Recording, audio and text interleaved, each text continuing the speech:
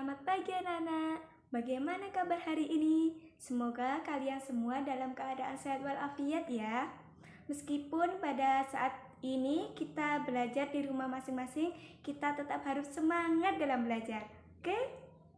Sebelum pembelajaran ini dimulai, marilah kita berdoa terlebih dahulu agar diberikan kemudahan oleh Allah SWT. Berdoa mulai.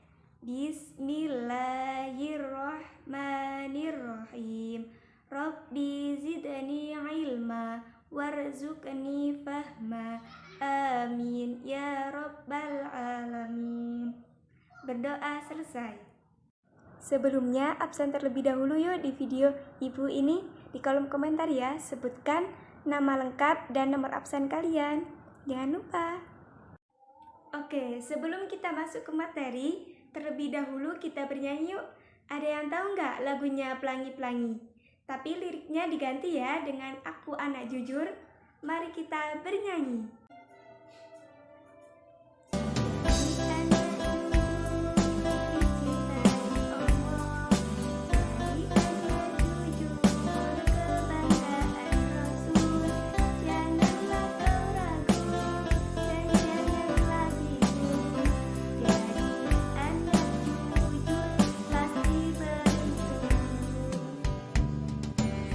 Lagi ya. Jadi anak jujur dicintai Allah. Jadi anak jujur kebanggaan Rasul. Janganlah kau ragu dan janganlah bingung. Jadi anak jujur pasti beruntung. Selesai. Alhamdulillah, tadi kita sudah berdoa, lalu absensi dan bernyanyi. Sekarang kita masuk ke materi ya. Materi kali ini yaitu tentang meraih berkah dengan sikap jujur dalam bermuamalah dalam Quran Surat Al-Mutaffifin ayat 1-17 dan Quran Surat Al-An'am ayat 152. Ada yang tahu nggak apa artinya jujur? Jujur secara bahasa yaitu sidik yang artinya benar. Sedangkan jujur dalam muamalah yaitu yang pertama, jujur, yaitu kesesuaian dan keberadaan dari perkataan dan perbuatan yang sesuai dengan kenyataan. Sedangkan muamalah adalah hubungan manusia dengan manusia yang diatur oleh syariat Islam dalam interaksi sosial, seperti ekonomi, politik, serta sosial. Dari pengertian tersebut dapat disimpulkan bahwa jujur dalam bermuamalah adalah sikap yang mencerminkan kepribadian seorang muslim sejati. Antara lain, mereka tidak pernah berbohong atau menipu. Yang kedua, tidak pernah memalsukan. Dan yang ketiga, tidak pernah berkhianat kepada siapapun termasuk kepada non-muslim sekalipun. Dan di dalam jual beli tidak ada kepalsuan di dalamnya. Dari sini sudah paham kan pengertian jujur dalam bermuamalah? Selanjutnya, kita buka Al-Quran, Quran Surat Al-Mutaffifin, ayat pertama sampai ayat 17. Kita baca bersama-sama ya. A'udzu billahi minasyaitonir rajim. Bismillahirrahmanirrahim. Wailul lil mutaffifin alladzina idza talu 'alan nasi yastawfun wa idza kaluhum aw wazanuhum yukhsirun ala yadunnu ulaika annahum mab'utsun liyaumin 'adzim yauma yakumun nasu lirabbil alamin. Kalla inna kitabal fujjari lafi sijjin wa ma adraka ma sijjin kitabum markum wailu yawma idzil lil mukadzibin alladzina yukadzibuna biyaumiddin وما يكذب به إلا كل معتد أثيم إذا تتلى عليه آياتنا قال أساطير الأولين كلا بل ران على قلوبهم ما كانوا يكسبون كلا إنهم عن ربهم يومئذ لمحجوبون ثم إنهم لصالو الجحيم ثم يقال هذا الذي كنتم به تكذبون Sadaqallahul Azim.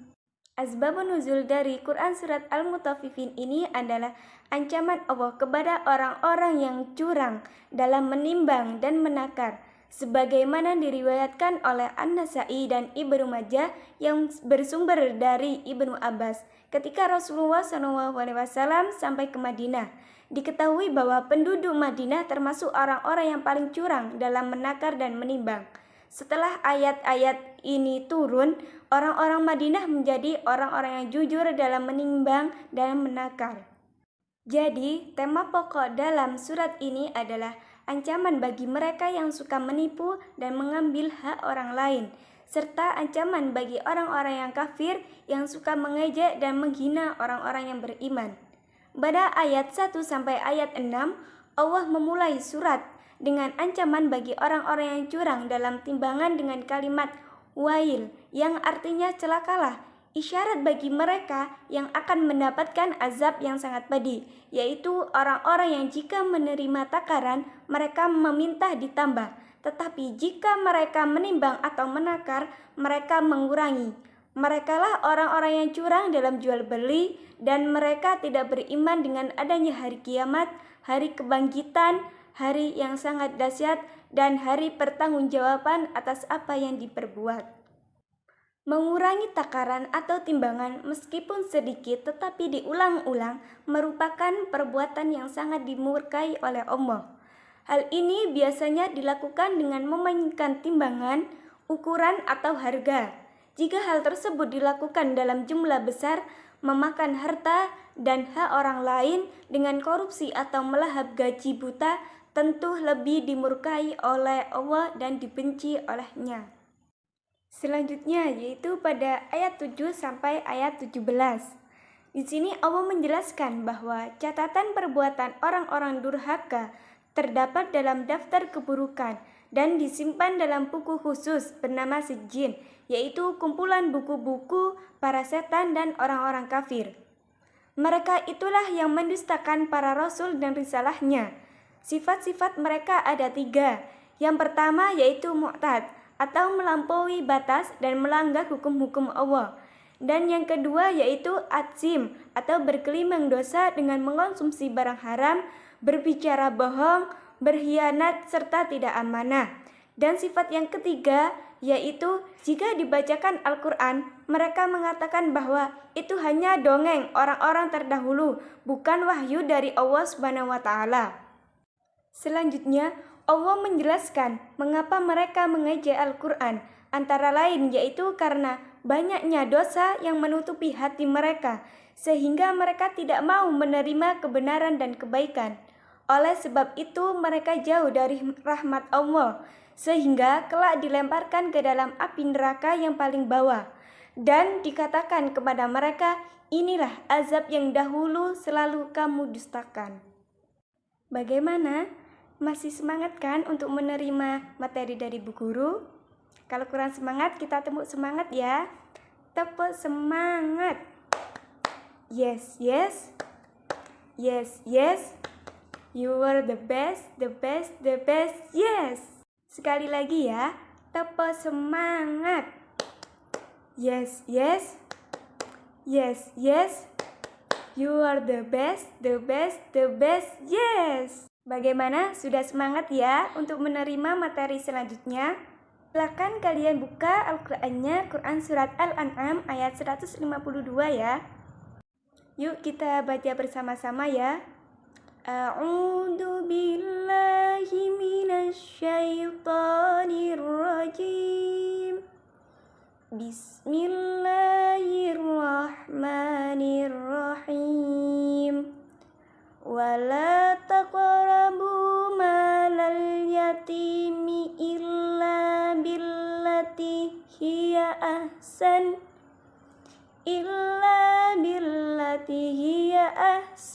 hatta yabalugha ashuddahu wa awfu al-kaila wal mizana bil qisti la nukallifu nafsan illa wus'aha wa idza qultum fa'dilu walau kana dha qurba wa bi'ahdillahi awfu dzalikum wassakum bihi la'allakum tadhakkarun.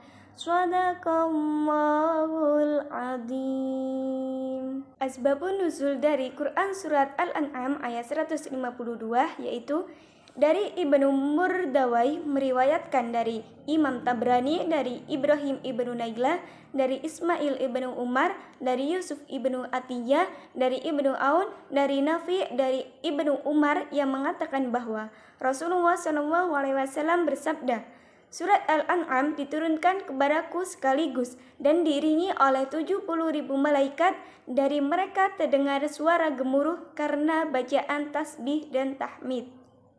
Kandungan dari Quran surat Al-An'am ayat 152 diawali dengan larangan mendekati harta anak yatim, seperti mengambil hartanya dengan alasan yang dibuat-buat, kecuali dengan cara yang lebih bermanfaat dan lebih menguntungkan, seperti menginvestasikannya agar berkembang atau menjaga agar keutuhannya terjamin, termasuk juga membayar zakatnya jika telah mencapai 1 nisab, sampai dia mencapai usia dewasa, mampu mengelola hartanya.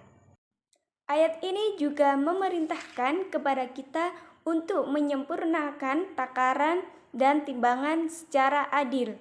Tidak boleh merekayasa untuk mengurangi takaran atau timbangan dalam bentuk apapun. Namun demikian, karena untuk tepat 100% dalam menimbang adalah sesuatu yang sulit, maka dibuat kesepakatan antara penjual dan pembeli, berupa kerelaan agar jangan sampai menyulitkan keduanya. Penjual tidak diharuskan untuk menambahkan barang yang dijual, melebihi dari kewajibannya. Pembeli juga merelakan jika ada sedikit kekurangan dalam timbangannya, karena tidak sengaja. Ayat ini juga menunjukkan bahwa agama Islam tidak ingin memberatkan pemeluknya. Penjelasan berikutnya adalah perintah untuk berbicara dengan jujur, seperti pada saat bersaksi atau memutuskan hukum terhadap seseorang. Sebab kejujuran dan keadilan adalah inti persoalan hukum. Kejujuran dan keadilan harus tetap dapat ditegakkan, sekalipun yang akan menerima akibat dari hukuman tersebut adalah kerabatnya sendiri. Keadilan hukum dan kebenaran di atas segalanya. Jangan sampai keadilan hukum terpengaruh oleh rasa kasih sayang terhadap keluarga. Semuanya itu bertujuan agar masyarakat bisa hidup damai, tenang, dan tentram. Ayat ini diakhiri dengan perintah untuk memenuhi janji kepada Allah, yaitu mematuhi ketentuan yang digariskan olehnya, baik dalam ibadah, muamalah, maupun yang lainnya. Memenuhi janji ini akan mendatangkan kebaikan pada manusia, yaitu agar kita melakukan apa yang diperintahkan dan menghindari segala larangan, dan juga agar kita saling mengingatkan. Nah, bagaimana anak-anak? Sampai di sini sudah paham ya? Terkait materi yang Ibu jelaskan mulai dari pengertian jujur, lalu jujur dalam bermuamalah, Selanjutnya jujur dalam Quran surat Al-Mutaffifin ayat 1-7 dan yang terakhir jujur dalam Quran surat Al-An'am ayat 152.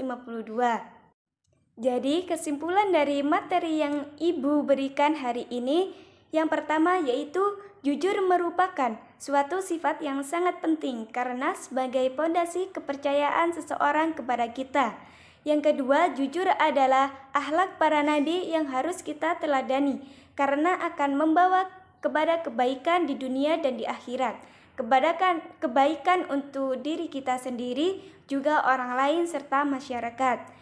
Yang ketiga yaitu bentuk jujur beragam. Ada jujur dalam niat, ucapan, tindakan, jujur dalam perjanjian, jujur dalam muamalah, dan jujur dalam pengamalan agama. Yang keempat yaitu dalam Quran surat Al-Mutaffifin ayat 1 sampai ayat 17, Allah melarang keras dengan ancaman azab yang sangat pedih bagi orang yang berlaku curang, terutama dalam jual beli. Orang-orang yang curang dalam jual beli adalah orang-orang yang termasuk dalam golongan yang durhaka dan akan dicatat dalam sijin, kelak akan dilemparkan ke dalam neraka. Yang kelima yaitu Quran surat Al-An'am ayat 152, memerintahkan kepada kita untuk berlaku baik kepada anak yatim, lalu menyempurnakan takaran, perintah untuk bersikap adil dengan berkata jujur saat bersaksi, dan perintah untuk memenuhi janji kepada Allah, yaitu dengan mentaati semua ketentuan Allah baik dalam hal ibadah, muamalah maupun yang lainnya. Sebelum Ibu mengakhiri pertemuan kali ini, silakan kalian melihat gambar yang Ibu berikan ini. Nanti kalian analisa dari gambar tersebut apa saja akibat tidak jujur. Dan tugas ini dikumpulkan pada pertemuan yang akan datang ya. Sebelum Ibu menutup pembelajaran hari ini, marilah kita berdoa terlebih dahulu agar apa yang kita peroleh dari awal sampai akhir materi yang Ibu sampaikan dapat bermanfaat bagi kita semuanya. Mari kita tutup dengan bacaan doa kafaratul majlis. Bismillahirrahmanirrahim. Subhanakallahumma wa bihamdika asyhadu an la ilaha illa anta astaghfiruka wa atubu ilaih. Walhamdulillahi rabbil alamin. Akhir kata dari Bu Guru, apabila ada kekurangan, Bu Guru mohon maaf yang sebesar-besarnya. Wassalamualaikum warahmatullahi wabarakatuh.